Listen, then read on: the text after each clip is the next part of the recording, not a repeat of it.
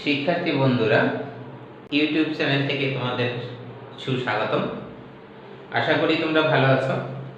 আজকে যে বিষয় নিয়ে আমরা আলোচনা করতে যাচ্ছি সে হলো ষষ্ঠ শ্রেণীর 33 পৃষ্ঠার যে 1 নাম্বার আছে সেখান থেকে আমি 1, 2, 3 মানে ক, খ, ঘ, ঘ সমাধান করেছিলাম।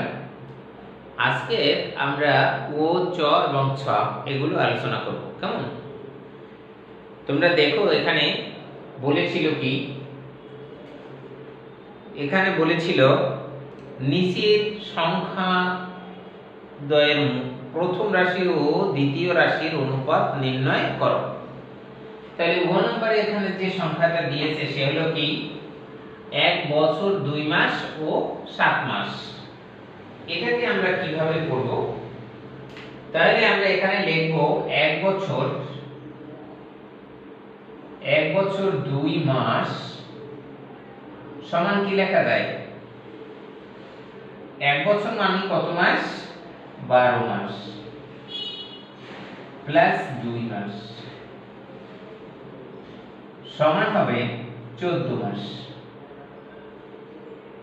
তাহলে আমরা কি পাইছি? 14 মাস আর 7 মাস। তাহলে আমরা এখানে লিখতে পারি, অতএব লিখতে পারি 14 মাস ও 7 মাস এর অনুপাত সমান হবে 7, 14 অনুপাত 7। আমরা এটাকে সম্মান দিয়ে আবারও লিখতে পারি। প্রথম যেটা লিখেছি সেটা উপরে এবং দ্বিতীয়টা নিচে। এখন আমরা দুইটাকেই যদি লব এবং হরকে 7 দিয়ে ভাগ করি তাহলে দাঁড়াবে কি? এখানে 2 নিচে 1 সমান অনুপাতটি কি হবে? 2 অনুপাত 1। তাহলে আমরা ও নাম্বারটা সমাধান করলাম। আশা করি তোমরা বুঝতে পেরেছো। আমি যেটা সামনে সামনে লিখেছি সেটা তুমি নিচে নিচেও লিখতে পারবে, এতে কোনো সমস্যা নেই। তোমরা এখানে এটাকে কাটিয়ে নিচে লিখবে, নিচের পর লিখে অনুপাত লিখে দেবে। এরপরে আমরা 1 এর চ নাম্বার লিখব, তাই আমি সামনে সামনে লিখেছি যেন এইখান থেকে চ নাম্বারটা করতে পারি। এখানে কি লিখেছিল? 7 কেজি ও 2 কেজি 300 গ্রাম। 7 কেজি, 3 কেজি আর 2 কেজি 300 গ্রাম। তাহলে আমরা কেজি কি গ্রাম করে নিতে পারি, সেটাই ভালো হয় নাকি? 7 কেজি সমান হবে 7 গুণ 1000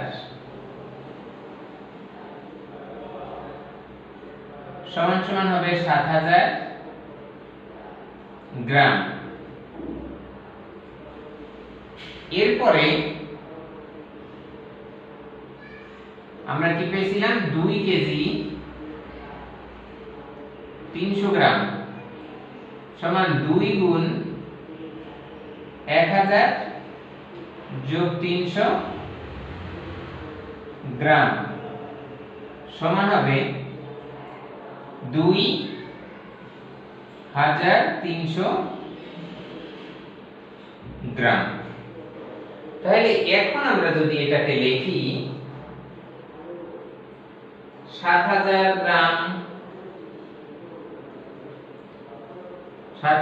গ্রাম ও 2300 গ্রাম সমান লিখতে পারি, বা গ্রামের অনুপাত সমান আমরা লিখতে পারি 7000 অনুপাত 2300। এটাকে আবার লিখতে পারি উপরে 7000 নিচে 2300। আবারও লিখতে পারি, যদি 100 দিয়ে ভাগ করি তাহলে হয় 70, নিচে হয় 23। 23 মৌলিক সংখ্যা, তাই এটাকে আর কাটা যাবে না। আমি এখানে লিখতে পারি অতএব এর অনুপাতটা কি হবে? 70 23। তাহলে অনুপাত আমাদের লেখা হয়ে গেল। ও চ এর পরে আরেকটি অঙ্ক আছে, সেটা হলো 6। তোমরা তোমাদের বইতে দেখবে এখানে 6 আছে কি 2 টাকা আর একটা আছে 40 পয়সা। এক হলো 2 টাকা ও 40 পয়সা, এইটা আছে তাই না? তাহলে 2 টাকাকে আমরা পয়সা করে নিই। 1 টাকা সমান 100 পয়সা যদি হয়, 2 টাকা সমান হবে 2 গুণ 100 সমান হবে 200 পয়সা। তাহলে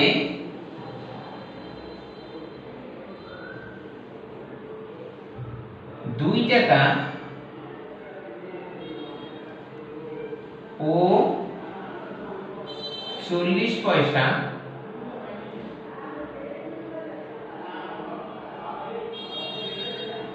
সমান হবে 200 পয়সা ও 40 পয়সা। এদের অনুপাত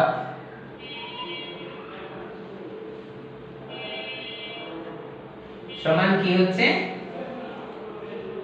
200 অনুপাত 40। আবারও লিখতে পারি উপরে 200 নিচে 40। কেমন? এখন আমরা যদি 40 দিয়ে উভয় পক্ষকে ভাগ করি,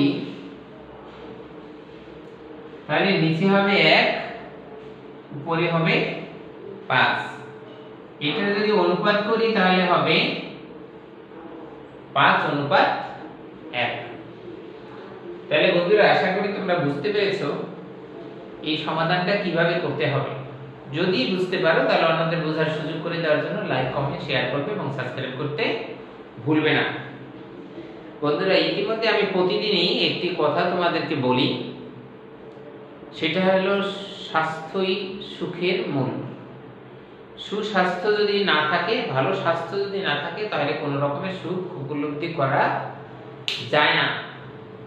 তাহলে আমাদের স্বাস্থ্যের প্রতি কি করতে হবে? লেখাপড়ার সাথে সাথে স্বাস্থ্যের প্রতি নজর রাখতে হবে। তার জন্য ব্যায়াম করতে হবে, ভালো খাবার খেতে হবে যেটা স্বাস্থ্যসম্মত খাবার, এবং পর্যাপ্ত ঘুমাতে হবে। এই জিনিসগুলো ভালোভাবে খেয়াল না করলে, যদি তুমি ভালো খাবার খাও কিন্তু ব্যায়াম না করো, আবার ব্যায়াম না করো কিন্তু যদি ভালো ঘুম না দাও, প্রত্যেকটাই কিন্তু একটির সাথে একটি জড়িত থাকে। আমি একটি জিনিস লক্ষ্য করেছি, সেটা হয়েছে ইদানিং সবাই, বেশি সংখ্যক মানুষ মোবাইল ঘাটাঘাটি করে বা টিভি নিয়ে ঘাটাঘাটি করে, তাতে দেখা যায় তাদের ঘুম ঠিকমতো হয় না। তুমি যদি ঘুমানোর আগে 2 ঘন্টা টিভি দেখো অথবা মোবাইল দেখো, তাহলে শুয়ে পড়লে তোমার আর ঘুম আসবে না। বেশ কিছুক্ষণ আবার শুয়ে থাকতে হবে, তারপর ঘুম আসবে।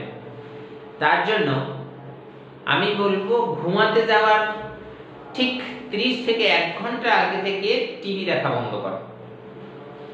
যদি বলে না আমি এই সময় কি করব, সে সময় তুমি একটা বই পড়তে পারো। বই পড়া ভালো। নিজেরা সবাই মিলে গল্পগুজব করতে পারো, গল্প পড়তে পারো, তাও ভালো। পরে ঘুমিয়ে যাও। বন্ধুরা নিজেদের জীবন অর্থাৎ প্রত্যেকের স্বাস্থ্যের দিকে ভালোভাবে নজর রাখো, ভালো থাকো, ভালোভাবে অধ্যয়ন করে সুন্দর একটি জীবন করো। Good bye.